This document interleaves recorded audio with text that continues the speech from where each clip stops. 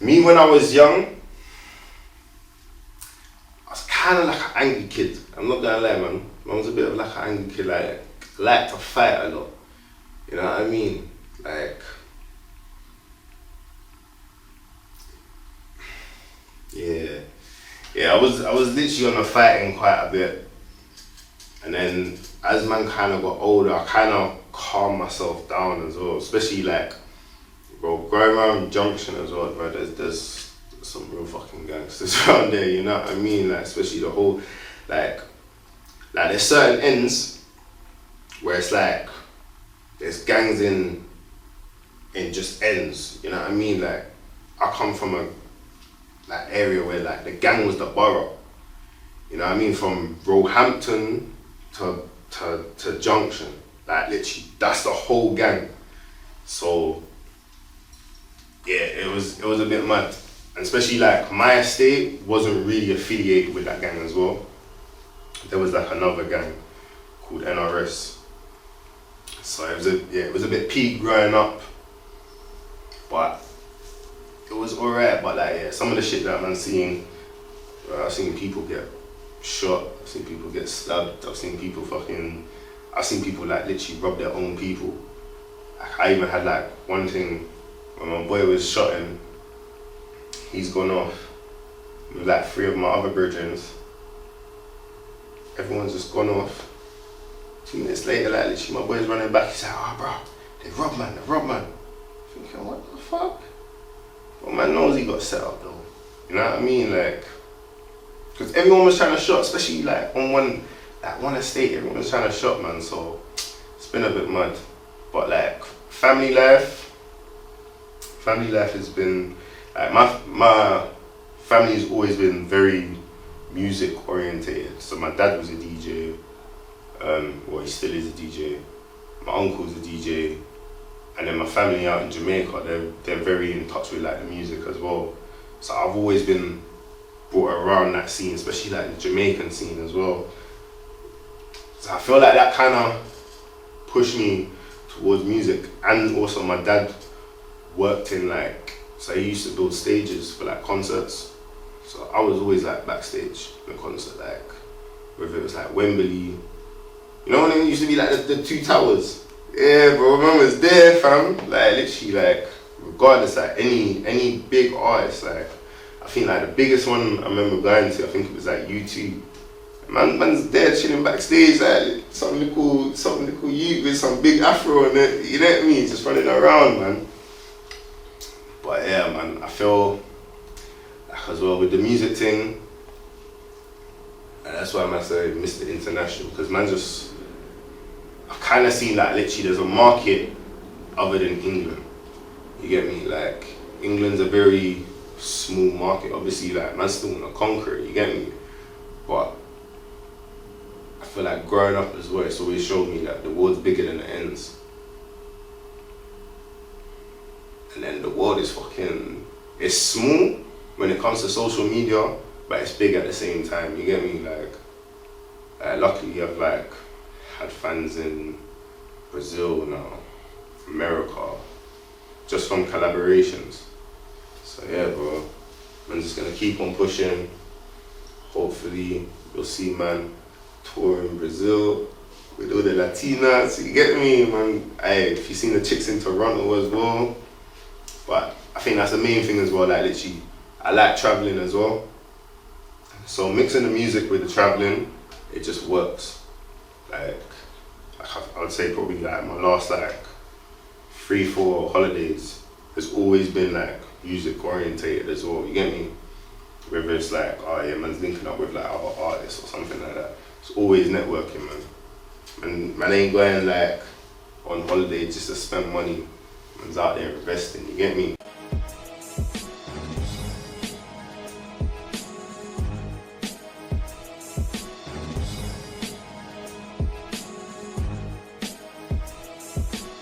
Let me start off with this started off.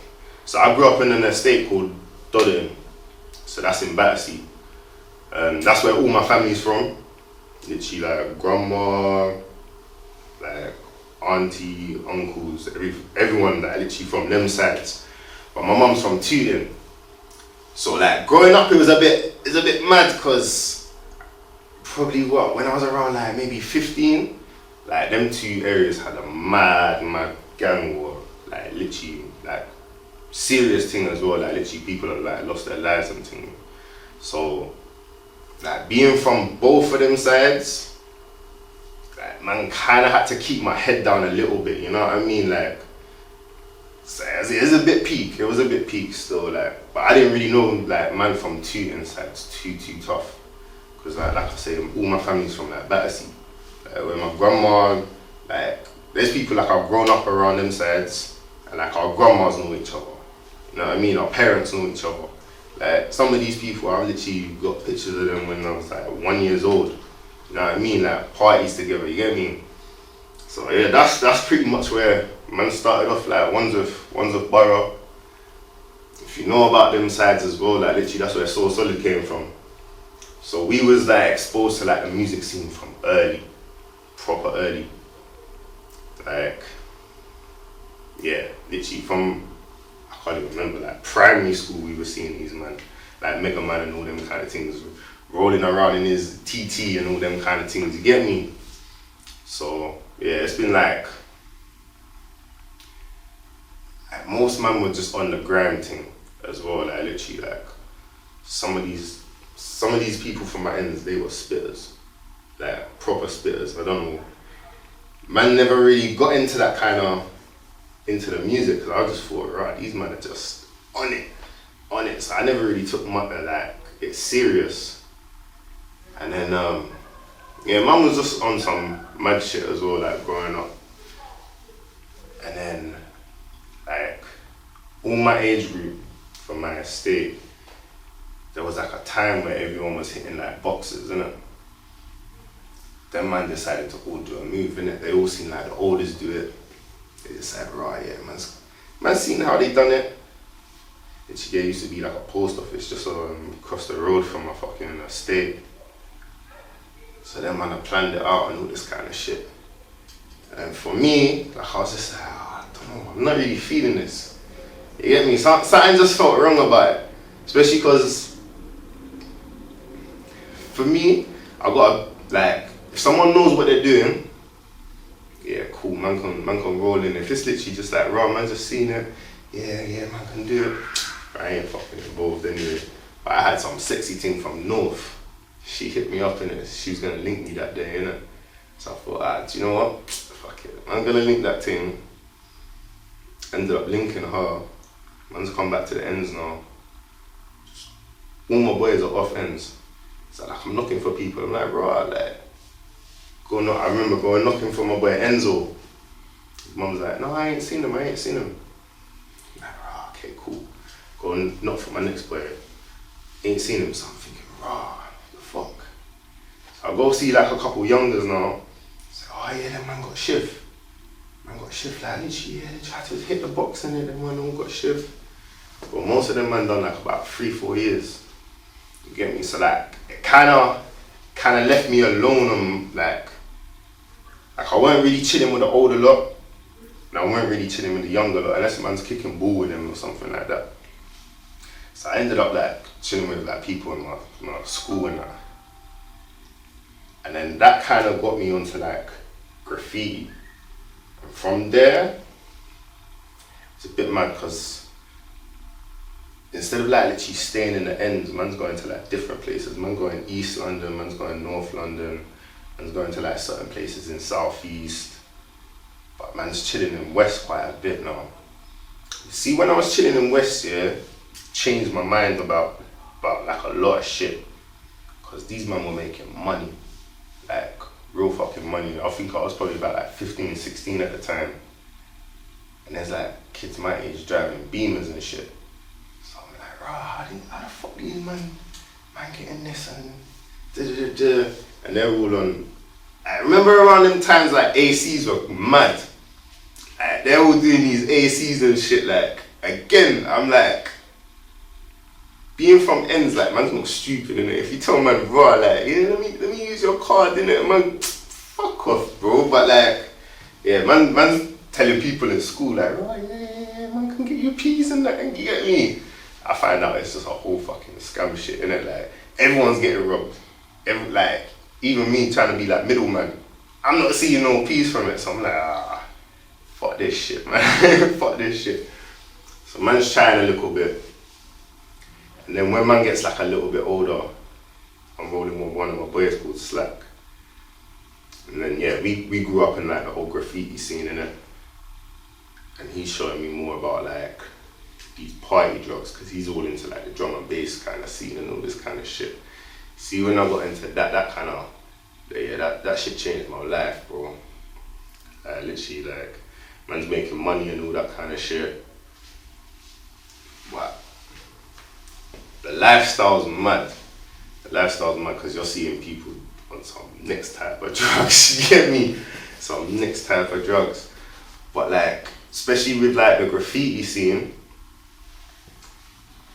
it's mad how it like intertwines with like the hip hop scene, especially like when you see like America, innit? Like, it's very entwined with it, and it kind of got me into more of the like lyrical rap. Like, most of them, they were all into like people like Immortal Technique and all that kind of shit. So man's listening to this kind of shit, and I'm just like, because like growing up on grime is different, innit? And like, I'm seeing people around that time, like, I can't think of too many people that were doing hip hop that sounded cold, like UK wise. Like, not too many people. Like, so yeah, I don't think like rap was kind of big. It was more like grime and all that kind of shit. But I'm just listening to this shit, like, just from there, I'm just like, raw, I'm listening to all these punchlines and all this kind of shit. I'm just like, raw, this is different. This is different. It's like still on that kind of 90s stuff, but it's just mad different. So kind of from there, man finds out about this thing called Grind Time. And it was like some rap battle scene. Bro, that man used to watch this shit religiously, bro. Like, religiously. Like, man's getting into it. I was like, raw, this shit is mad. Like, these men are just battling each other, saying some mad shit against each other. But like, it was kind of easy because it weren't on beat. You know what I mean? It was like more like kind of like a poetry thing. So I'm like, fuck it, like, man can do this, bro. And then I had like one of my brethrens called Fury. So kind of from there, he was mad, like literally one of the coldest spitters in the ends. Get me, bro. Like, freestyle went on for time, like literally. So I remember literally, like, let me go on to the story with Fury actually, because like I had one brethren in it. So when we were shotting and that, I had this one you shotting for me still. But you see, when they say like don't get high on your own supply, he got high on his own supply and it turned him kind of mad, innit? And I remember literally went to one mental health institute, she just local to here still, and he was just like, yo, come visit, man. But I want you to come with this with Fury. Man didn't really know Fury back then, innit? Like, I knew him, like, I seen him on ends because he was from Tooting. Like I said, I didn't really know too many Tooting, man. But I had one brethren called Mossman who was from Dodderton, who moved to Tooting.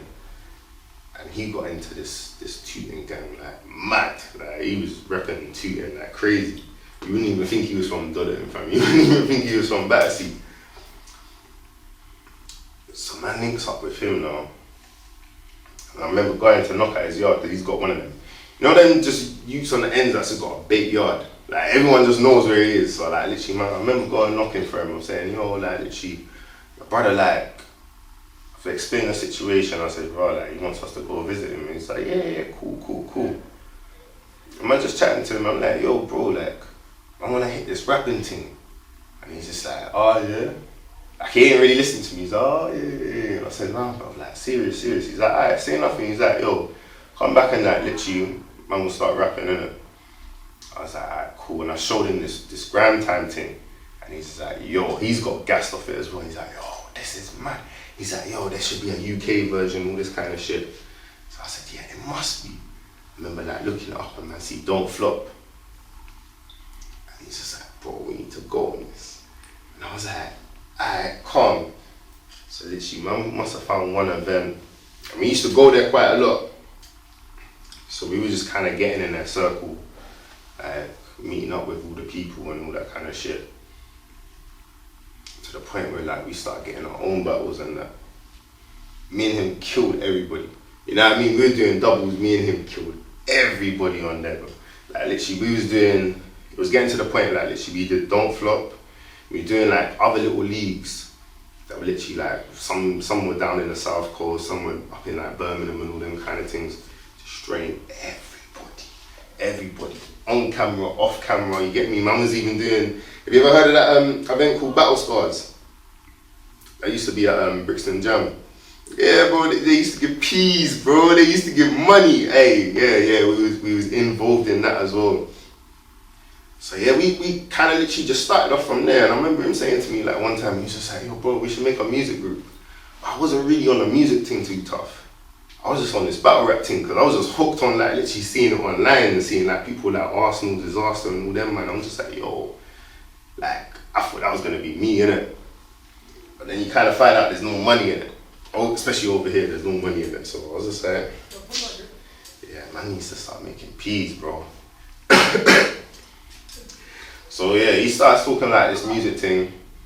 I'm like, alright, cool. And then it used to be like, so it was me, Fury, and then there was this other guy called Nems. So Nems made all the beats, and again, he's another cold artist, like ridiculously cold. But then my boy Fury ended up going to prison. So he done about a year, and it kind of put back the project a little bit. But again, like man's just still doing the battle rapping, innit? So I'm just still going places, battling people, killing them as man does, you get me? And then I remember him coming out, and then we had like a little party for him. I remember him saying to me, like, he's like, Cyrus, I got the beats. I was like, what? He's like, bro, I got the beats, innit? So I'm like, alright, calm. So I go link him the next day. He's got, like, brother's got like 50 beats. He's like, bro, I'm gonna do like a 30 track mixtape. Knowing that I never writ like music, like literally never writ music, bro. So literally every day man's just there, writing. We must have got about like halfway through the project, and then I'm going pen again. It got a bit peak because obviously like man's trying to finish off, but at that point I found out music was fucking hard. Like it's fucking expensive, bro. Fucking expensive, especially when you're trying to do 30 tracks. So studio time, trying to get it mixed and mastered and all that stuff, it was long. And around this time, man kind of stopped with all like the shotting and all that kind of stuff. Man's trying to be a bit more smarter, you know what I mean? Like, especially with music and when you're on shit at the same time, it's bait. Like I've seen too many people get a shift, like where they're just talking about what they're doing and all that kind of shit. So I'm like, alright, cool. It needs to kind of pattern up a little bit, but yeah, it comes out and we finish off the mixtape. Like, half of the tracks ain't mixed or mastered or nothing like that, but it's 30 tracks in it. We done what we wanted to do in it. It's 30 tracks, and then we get this done probably just before lockdown. But again, Fury goes back to penning it. Like literally, like it's kind of long because obviously like the whole group. My other boy, he's not on it no more because he's like, bro, like I don't think he's serious. Like literally, he's in and out. Like the momentum's kind of going because it's like we're getting shows and all this kind of stuff, and then it's like literally like he goes pen, and it kind of just slowed down momentum.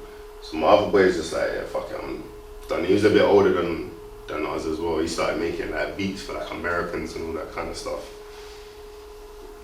I was like, alright, calm, but like I'm already in the mode of literally just writing and all this kind of shit. Like I'm getting used to like literally going to do shows and all this kind of stuff as well.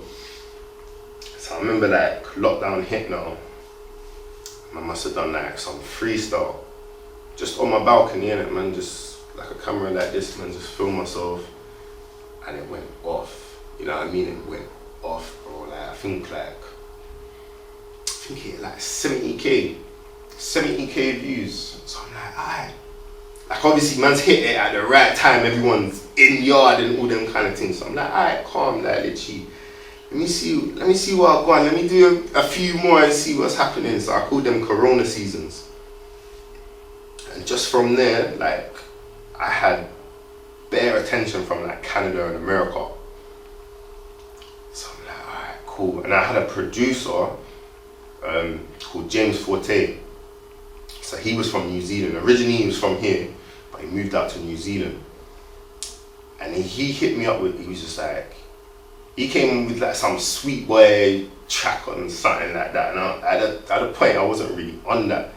You know what I mean? I was listening to people, like hard people, you know what I mean? Like I was on this lyrical miracle shit. That's the kind of rap I want to kind of do, innit? But he kind of showed me like a different lane. He was like, yo bro, like literally like no homo, but he was like, yeah, you're a good looking guy, you need to start making tracks for gal. Get the gal on your side, innit? Like literally, and the man them will come, innit? Like, but why for that? But yeah, literally, he's just like, yeah. I'm like, alright, calm.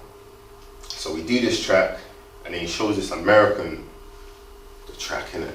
So she hits me up, she's like, yo, this track's fucking crazy. Like, I wanna work with you, innit? So I'm like, alright, cool. So I've already got in my like head around this point. I'm like, yo, man's gonna go solo, innit? Cause my man's on a long thing. My other brother, I don't know what he's on. He's in his own zone now, like. So I'm like, alright, cool. So I start thinking, yeah, bro, man's gonna write an EP, all this kind of shit like that. So I remember making this track called Ones, and I hit her up, and I played it to her, and she phoned me back instantly. As soon as I sent it to her, she hit me back instantly. She was like, yo, this is a fucking hit. I'm like, yeah? Because this is like probably the first proper track I wrote, literally just by myself. She's like, yo, this is a fucking hit. I'm like, alright, calm. About 3 days later, she must have literally fucking came back with a verse. I'm like, yo, this sounds fucking crazy. Because she can do all the harmonizing and all them kind of things. Like, I would say she's like on a level of like, she's on that Lauryn Hill kind of vibe, you know what I mean? Where she can spit, but she can sing at the same time. So I'm like, yo, this sounds mad. Like, she's up the level of the track from like here to here. So I'm like, this is mad. I'm like, okay, yeah, man, I need to do a music video for this now. So like, literally, man filmed it on my side, she filmed it on her side. I phoned it to GRM. GRM's uploaded it instantly. Like for my first track, it's done well, and I think we got like 70,000 views. So I'm like, alright, calm. She's like, yo, I want to hit you with this next track. So she sent me like a drill track. I don't really do drill, but she's like, yo, I'm like, she's in tune with our scene, innit? She was like, yo, I'm in tune with the scene.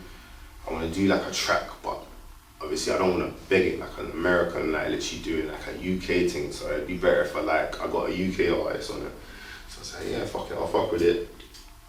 Killed that verse. Literally the song sounds crazy. So she was just like, yo, we need to do like an EP. So I'm like, bro, man's already come out of like one group that's literally just been up and down and all this kind of shit. I'm just like, yo, I don't know if I can get into a next group and that. But I'm like, fuck it, like literally the 2 tracks we've done are fucking fire. So I agreed to it. I'm like, alright, yeah, cool, fuck it. We wrote like 2 more tracks. We were gonna do like a 4-track EP. And I was just like, you know what, fuck it, man's just gonna come out to New York. Just like, fuck it, man's gonna come to New York, innit? Like, it makes sense. Like, I've got family out in New York as well, so like, I've been back and forth to America a lot, so especially New York as well. Like, I feel like I've picked up a lot on their scene as well. Like, I feel like if you listen to my style, it's very New York as well. Because that's like the first kind of hip hop I ever listened to, like Wu-Tang and like Mobb Deep and all that kind of stuff. You get me? Like that real fucking gritty shit. So I'm I'm like, alright, yeah, cool. Man's gonna go out there. And then we decided to make another track. So now we're like 5 tracks. I'm like, fuck it, literally. And when I go to the studio in New York, it's fucking, the artist is mad, bro. It's mad. Like literally the first thing like literally man sees when I come in is Alicia Keys' plaque on New York where she's recorded it. I'm like, oh, that's mad. Like, and it's just like a hallway of literally just plaques everywhere. I'm seeing Jay-Z's plaques. I'm seeing like Cameron's plaques. I'm like, bro, this is a place man needs to fucking shell it, bro. I need to fucking shell it in here, bro, 100%. So yeah, we've done our tracks. Instantly, she's just like, yo, for this one we need to do a music video with it. So I'm like, alright, calm. So we go around all like Harlem and all that kind of stuff and literally shoot a music video from there. Fucking sick. We ain't even put this out yet, but it's fucking sick. So I'm like, alright. So like, she man's come back and I'm just like, I'm actually praying. I'm just like, bro, this is kind of mad because like literally like, before COVID, man was like in some part of a group and all that kind of shit. And like, even though the music was getting there, but it's gone from like here to literally man's going overseas now.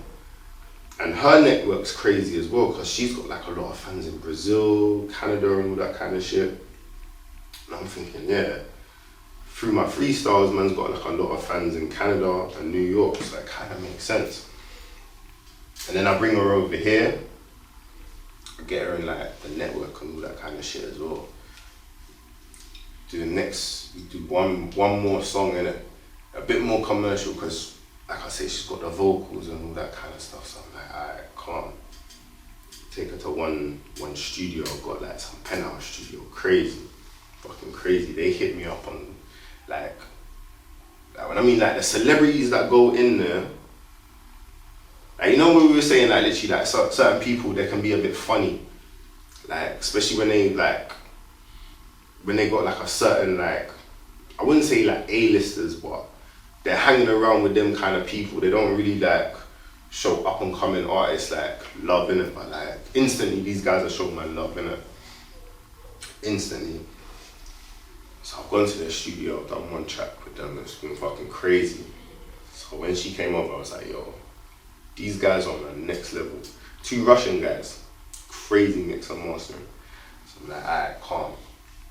Come true, we make a fucking crazy song. And then we're like, yo, this one needs a music video, innit?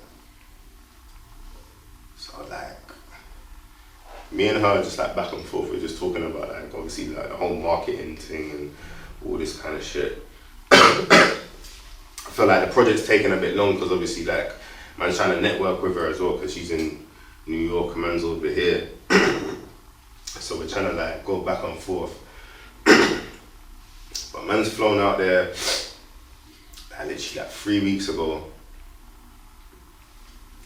Like this time it's a bit more like networking, so like man's going to like shows and all this kind of stuff. She's taken me to like one event and she man come there fashionably late. That should be another name for me as well, Mr. Fashionably Late. But yeah, man's come there fashionably late. I don't know, obviously this is not my city and it's completely different. Like, I swear down, man's walked in there like man's the fucking celebrity. Like man the main people. Everyone's shaking our hands, all this kind of shit. Like people like, oh yeah, like come for an interview. Like I'm thinking, bro, this is mad. This is like the network level in New York compared to here, it's completely different. Completely different. Like I've always said, like UK feels like crabs in a bucket. Everyone's just trying to, I feel like maybe because the scene's a lot smaller, like a lot of people don't feel like, raw, like literally, like everyone's got a seat, but in New York, like people just show you love, especially being from like UK as well, and like embracing their scene, they show love.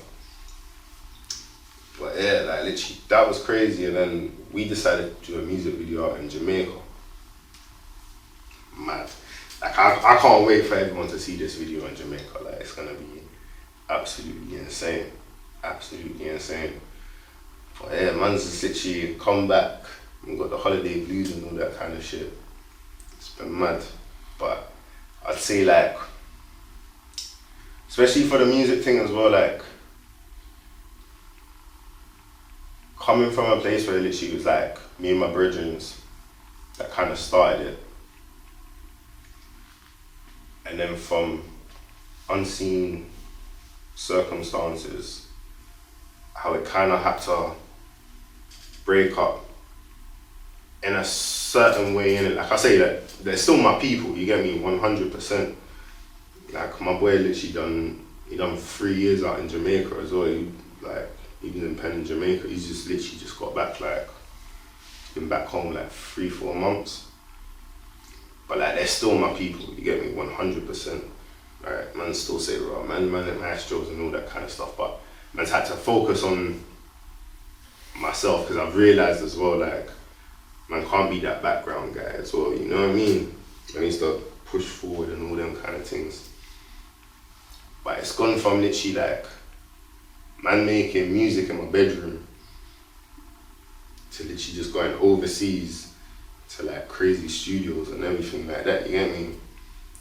It's like, yeah, it's been a journey, man. It's been a fucking journey, bro. Just the youth from Dodderton Estate and man's out in fucking New York and doing music videos in Jamaica, fam. It's been mad. It's been mad.